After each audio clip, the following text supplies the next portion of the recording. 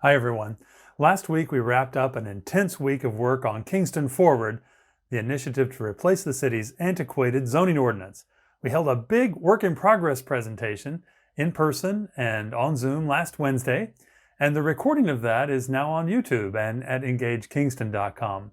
But if you don't have 97 minutes to watch that whole thing, here's the 3-minute recap. First, the city's zoning ordinance dates from the early 1960s, and it's out of whack with 21st century values and ideas, and it doesn't match up with Kingston's great town building tradition. So the city plans to replace it with a full rewrite as a form-based code.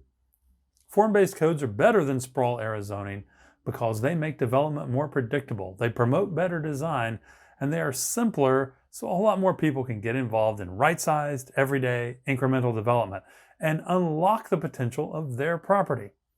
To start this work, we held lots of interviews and interactive planning sessions online and in person all over town, and we held walking tours and technical meetings and took over City Hall for about a week, turning it into a concentrated, on-location design studio to test big ideas for the future code.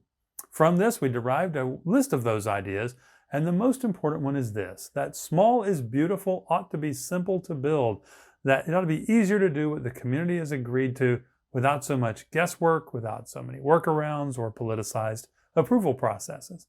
And if that's fixed, it should be easier to address the housing crisis, share equitably in the progress, and grow a stronger town.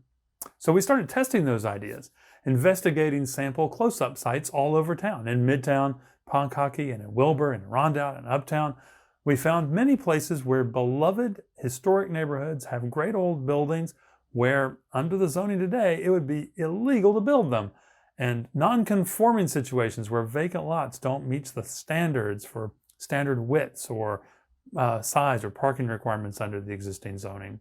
We learned about historic buildings where business owners would like to grow new neighborhood-serving businesses, but can't meet the theoretical parking requirements there either, so those storefronts sit empty, underutilized. We looked at areas where urban renewal tore through Kingston in the 1960s and 70s and investigated how the urban fabric might be woven back together.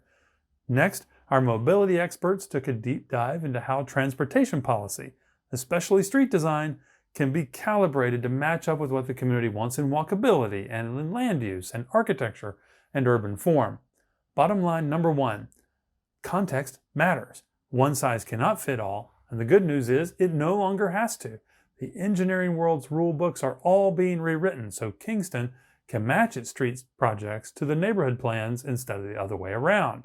Bottom line number two, Kingston can put the priority on safety and put livability and transportation affordability at the top of the engineering criteria instead of just speed. Toward the end of the presentation, we got a sneak peek at the new online platform for the forthcoming form-based code and its interactive engine for studying parcels and the impact of development on them. Wow! The next step is to continue the discussion and give us feedback on all this at engagekingston.com. We'll prep a form-based code and in a draft form and meet again in 2022 to revise and refine it. So send us your questions and your ideas.